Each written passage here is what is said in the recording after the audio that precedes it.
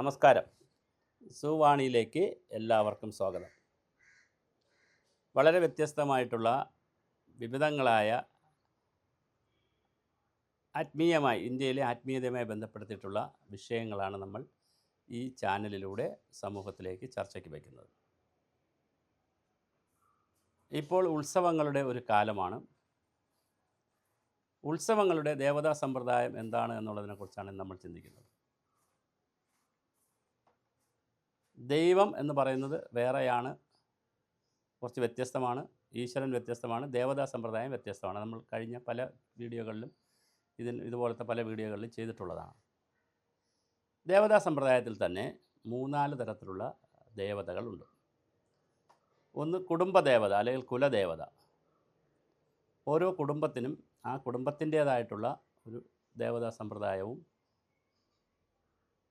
ആചാര അനുഷ്ക്രമങ്ങളും ഉണ്ടായിരുന്നു പഴയ കാലത്ത്. പല വീടുകളിലും ആൽത്തറകൾ, പിന്നെ അതുപോലെ തന്നെ ഈ കാവുകളൊക്കെ ധാരാളം വീടുകളുണ്ടായിരുന്നു. സർപ്പക്കാവുകൾ, അല്ലാതെ ഉള്ള കാവുകൾ ഒക്കെ ഉള്ള അങ്ങനെയുള്ള വീടുകളുണ്ട്. പിന്നെ കുലദേവത സമ്പ്രദായത്തിൽ പ്രാർത്ഥിക്കുന്ന കുടുംബദേവത സങ്കല്പമുണ്ട്. അതുപോലെ പ്രധാനമാണ് ദേശദേവത അല്ലെങ്കിൽ ഗ്രാമദേവത. ദേശദേവത അല്ലെങ്കിൽ ഗ്രാമദേവത സങ്കല്പം വന്നത് ആ പ്രദേശത്തെ ദേശൻ്റെ അല്ലെങ്കിൽ ദേവൻ്റെ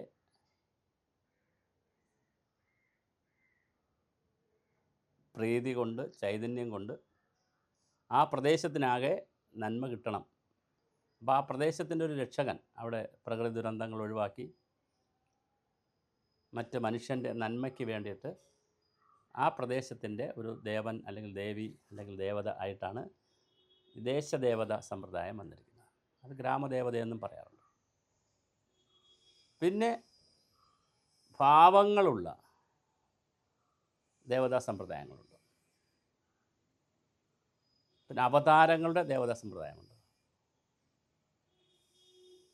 മത്സ്യം, കൂർമ്മം, വരാഹം എന്നൊക്കെ പറയുന്ന, രാമൻ, ബലരാമൻ എന്നൊക്കെ പറയുന്ന, പരശുരാമൻ എന്നൊക്കെ പറയുന്ന ആ അവതാരത്തിൽ വരുന്ന ദേവതാ സമ്പ്രദായങ്ങളുണ്ട്. സൃഷ്ടി സ്ഥിതി സംഹാരത്തിൻ്റെ രൂപത്തിലുള്ള, സൃഷ്ടിയുടെയും സ്ഥിതിയുടെയും സംഹാരത്തിൻ്റെയും അല്ലെങ്കിൽ മാറ്റിത്തീർക്കലിൻ്റെയും ഒക്കെ രൂപത്തിലുള്ള ബ്രഹ്മവിഷ്ണു മഹേശ്വര സങ്കല്പത്തിലുള്ള ദേവതാ സമ്പ്രദായമുണ്ട്. പിന്നെ മുരുകൻ, ഗണപതി അങ്ങനെ തുടങ്ങിയിട്ടുള്ള പരമശിവൻ പറയുമ്പോൾ, ശിവനെ പറയുമ്പോൾ ശിവൻ്റെ ഭാഗമായിട്ട് പാർവതി, അപ്പോൾ അതുമായി ബന്ധപ്പെട്ട അർദ്ധനാരീശ്വര സങ്കല്പം, ശിവപാർവതി സങ്കല്പം, അങ്ങനത്തെ ക്ഷേത്രങ്ങളും ക്ഷേത്ര സങ്കല്പങ്ങൾ. പിന്നെ സരസ്വതി, പിന്നെ ലക്ഷ്മി, വിദ്യയുടെ ദേവത സരസ്വതി, ധനത്തിൻ്റെ ദേവത ലക്ഷ്മി, വിഘ്നങ്ങൾ മാറാനുള്ള ദേവത സമ്പ്രദായം ഗണപതി, തടസ്സങ്ങൾ മാറാൻ. ഇങ്ങനെ കുറേ ഒരു പരമ്പരയുണ്ട്. അതുപോലെ മറ്റൊരു പ്രധാനപ്പെട്ട പരമ്പരയാണ് ദേവീ സങ്കല്പത്തിൻ്റെ പരമ്പര. ഭദ്രകാളി, ആദിപരാശക്തി, അങ്ങനെ ഒരു ശാക്തേയ വ്യവസ്ഥയിൽ വരുന്ന ഒരു പരമ്പര. അങ്ങനെ 3-4 പരമ്പരകളിലാണ് ഇത് ആളുകൾ പ്രാർത്ഥിക്കുന്നത്. പഴയ കാലഘട്ടങ്ങളിൽ, മുൻകാലങ്ങളിൽ, ആദിമ കാലഘട്ടങ്ങളിൽ മനുഷ്യന് ഭയമുള്ളതും പേടിയുള്ളതും ബഹുമാനിക്കേണ്ടതെന്ന് തോന്നുന്നതും ഗുണമുള്ളതും, ഒന്നുകിൽ നല്ല ഗുണമുള്ളതാണ്, അല്ലെങ്കിൽ ഭയമുള്ളതാണ്, അല്ലെങ്കിൽ ബഹുമാനിക്കണം, ആദരിക്കണം തോന്നുന്നതല്ല, ഇങ്ങനെ വരുന്ന കാറ്റഗറിയിലുള്ള എല്ലാം. സൂര്യൻ, അങ്ങനെയാണ് ഈ സൂര്യ നമസ്കാരമൊക്കെ വരുന്നത്. സൂര്യൻ, യോഗയിൽ സൂര്യ നമസ്കാരമുണ്ട്, അത് അതിൻ്റെ ഒരു ക്രമത്തിൽ വന്നു. ഞാൻ പറയാം, അല്ലാതെ തന്നെ സൂര്യനെ പൂജിക്കുന്ന, സൂര്യ ഭഗവാൻ എന്നുള്ള സങ്കല്പത്തിലൊക്കെ പറയുന്ന കാര്യങ്ങളുണ്ട്. അത് കഴിഞ്ഞ് പക്ഷിമൃഗാദികളെ പൂജിക്കുന്നുണ്ട്. പാമ്പിനെ പോലെയുള്ള അതിനെ പൂജിക്കുന്ന കഥകളുണ്ട്. അത് കൊത്തുമെന്ന് പേടിച്ചിട്ടല്ല, ഭയം കൊണ്ടല്ല അതിനകത്ത്. പിന്നെ അത് കഴിഞ്ഞിട്ട് പ്രകൃതിയിലുള്ള മറ്റ് ഘടകങ്ങൾ, പുഴകളെ, നദികളെ, പർവ്വതങ്ങളെയൊക്കെ ബഹുമാനിച്ചിരുന്നു, ആദരിച്ചിരുന്നു, പൂജിച്ചിരുന്നു. വൃക്ഷലതാദികളെ പൂജിച്ചിരുന്നു, വൃക്ഷപൂജ നടത്തിയിരുന്നു. ഒരു മരം മുറിക്കുമ്പോൾ 10 മരത്തൈ വച്ചിരുന്നു. മരങ്ങളോട് അനുവാദം ചോദിച്ചിരുന്നു. വൃക്ഷായുർവേദം ഉണ്ടായിരുന്നു ഇന്ത്യയിൽ. അങ്ങനെ പ്രകൃതിയെ നന്നായി പൂജിക്കുകയും ആദരിക്കുകയും ബഹുമാനിക്കുകയും ചെയ്യുന്ന ഒരു കൾച്ചർ. അത് കഴിഞ്ഞ് വന്നിട്ടാണ് പിന്നെ ചുടലക്കളങ്ങളൊക്കെ ആരാധനാ കഥാപാത്രങ്ങളായി മാറി. മാടൻ എന്ന് പറഞ്ഞാൽ മാടത്തിൽ കെട്ടിവച്ചിരിക്കുന്ന ദൈവം എന്നുള്ള, അതായത് മാടൻ എന്ന് പറഞ്ഞൊരു കുറഞ്ഞ ദൈവമല്ല. മറുത എന്ന് പറഞ്ഞാൽ മറുതായി, അടുത്ത വേറൊരമ്മ എന്നുള്ള അർത്ഥത്തിലാണ്. അടുത്ത അമ്മ എന്നുള്ളതാണ്. മറുതായി ആണ് മറുതയായത് മാറിയത്. അപ്പം അങ്ങനെയുള്ള ഒരു സമ്പ്രദായ രീതി. പിന്നെ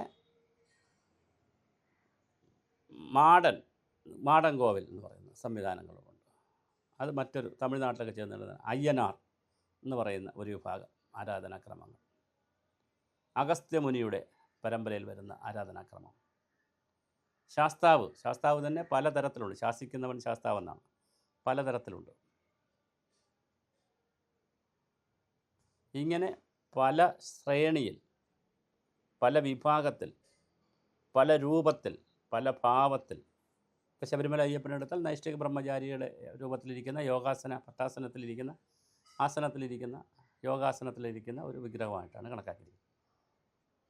അങ്ങനെ ഓരോ സ്ഥലത്തിലും ഓരോ രൂപത്തിലുമാണ് ഇതിന് പ്രാർത്ഥനാ സമ്പ്രദായം കൊണ്ടുവന്നിട്ടുള്ളത്, ആരാധനാ സമ്പ്രദായം കൊണ്ടുവന്നിരിക്കുന്നത്. പൂജാതി കർമ്മങ്ങളും വ്യത്യാസമാണ് ഓരോ പ്രദേശത്തിലും. കൃഷ്ണൻ്റെ ക്ഷേത്രത്തിലല്ല, മുരുകൻ്റെ ക്ഷേത്രത്തിൽ, അവിടെ ഓരോ ക്ഷേത്രത്തിലും ചെറിയ വ്യത്യാസങ്ങളുണ്ട്. അത് അതാത് കാലത്തിനും ദേശത്തിനും അനുസരിച്ചുള്ള ആളുകളുടെ പ്രക്രിയകൾ കൂടി ചേർത്ത് വന്നതാണ്. അത് ഒരു കാലത്ത് കൊണ്ടുപോകുന്നത് തന്നെ എല്ലാ കാലത്തും കൊണ്ടുപോകണമെന്ന് നിർബന്ധമില്ല. ചിലതൊക്കെ കൊണ്ടുപോവുകയും ചെയ്യാം, കാലാന്തരത്തിൽ തന്നെ കൊണ്ടുപോവുകയും ചെയ്യാം. എന്നാൽ മാറ്റങ്ങൾക്ക് വിധേയവുമാണ്.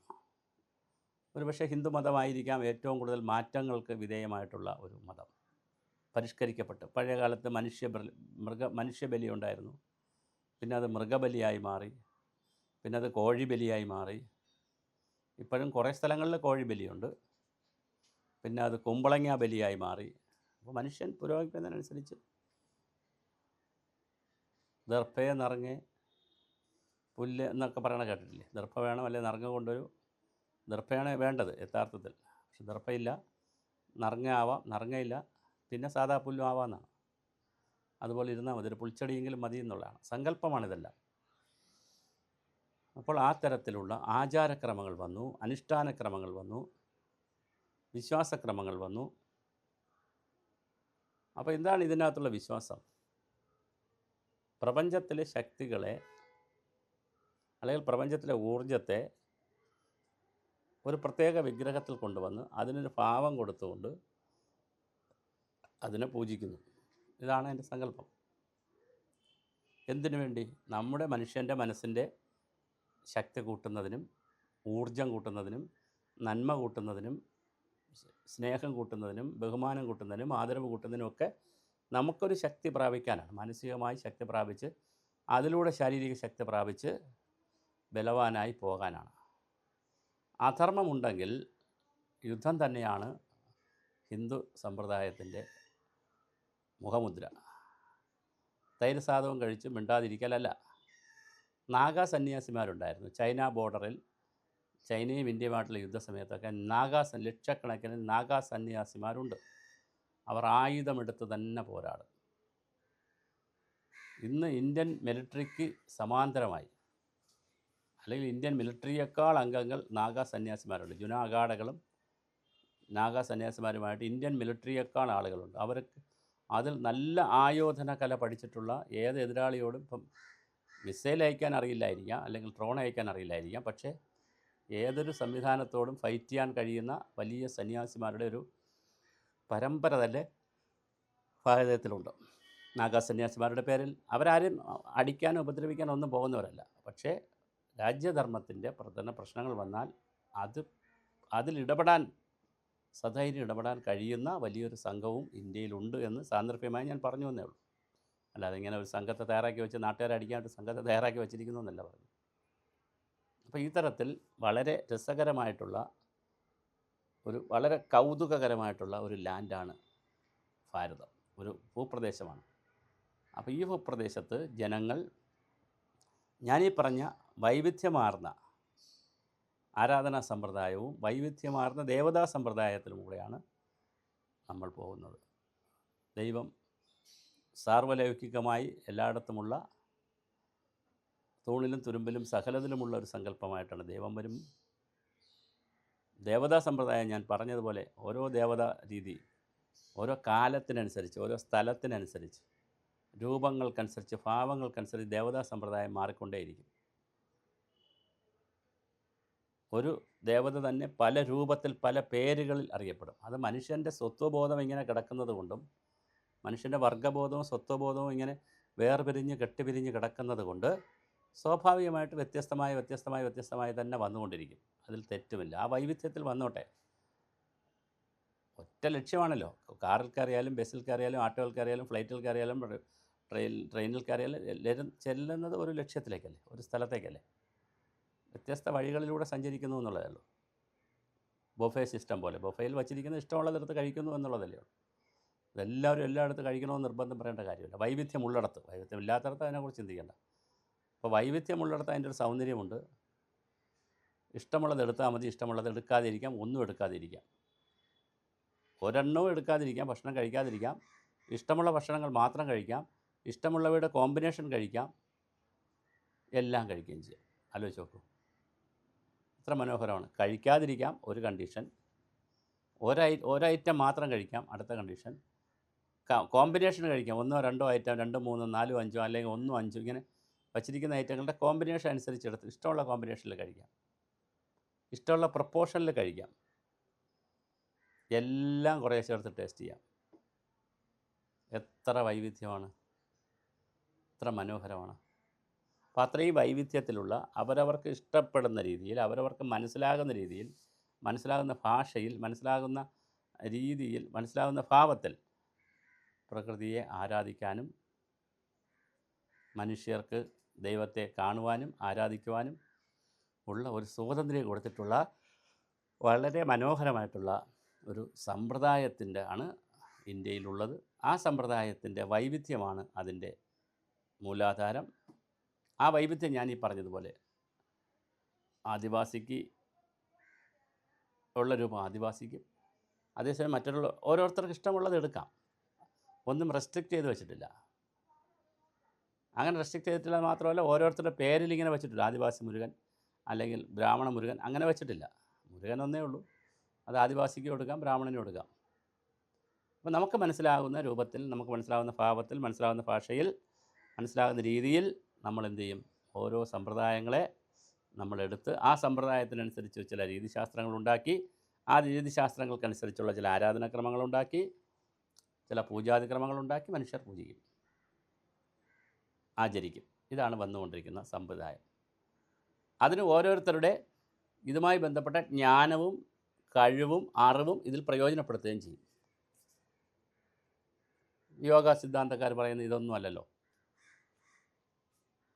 മനുഷ്യ യോഗയുമായി ബന്ധപ്പെടുത്തി മനുഷ്യൻ്റെ മനസ്സിൻ്റെ ഊർജം വർദ്ധിപ്പിക്കുന്ന യോഗാസന മാർഗങ്ങൾ വേറെയാണ്, കംപ്ലീറ്റ് വേറെയാണ്. അത് ഇതുമായിട്ട് ഈ വിഗ്രഹ സിദ്ധാന്തവുമായിട്ട് ഒരു ബന്ധമുള്ളതല്ല. എന്നാൽ അവരും ചിലപ്പോൾ നിലവിള കൊളുത്തി വയ്ക്കുമായിരിക്കാം. യോഗ ആരംഭിക്കുന്നതിന് മുമ്പ് നിലവിള കൊളുത്താത്ത സ്ഥലങ്ങളുമുണ്ട്. പക്ഷേ അവർ ഗുരുവിനെ വന്ദിച്ചുകൊണ്ടായിരിക്കും ആരംഭിക്കുന്നത്. അപ്പോൾ ഞാൻ പറഞ്ഞു വന്നത്, ഭാരതത്തിൽ ഒരുപാട് സ്ട്രീമുകളുണ്ട്. ഈ ഏത് സ്ട്രീമുകളിലൂടെ പോയാലും നമുക്ക് ഈ സങ്കല്പത്തിൽ, ആദി സങ്കല്പത്തിലെത്താൻ പറ്റും, അല്ലെങ്കിൽ ആദി കാഴ്ചപ്പാടിലെത്താൻ പറ്റും. അതിനുള്ള വഴികൾ, പല രൂപത്തിൽ, പല ഭാവത്തിൽ മനുഷ്യന് പഠിക്കാനുണ്ട്, മനസ്സിലാക്കാനുണ്ട്, അറിയാനുണ്ട്. അതിനതിൻ്റേതായ വൈവിധ്യമുണ്ട്. അതിൻ്റെ കാലത്തിനനുസരിച്ചുള്ള വൈവിധ്യമുണ്ട്, ദേശത്തിനനുസരിച്ചുള്ള വൈവിധ്യമുണ്ട്, ആളുകൾക്കനുസരിച്ചുണ്ട്, റേസിനനുസരിച്ചുണ്ട്, ഓരോ രൂപത്തിലുണ്ട്. അങ്ങനെ മനസ്സിലാക്കി പോകുമ്പോഴാണ് ഇതിനൊരു സൗന്ദര്യവും സമാധാനവും സന്തോഷവും മനോഹാരിതയും ആനന്ദവുമെല്ലാം ഉണ്ടാകുന്നത്. നമുക്ക് അങ്ങനെ തന്നെ മനസ്സിലാക്കി പോകാം.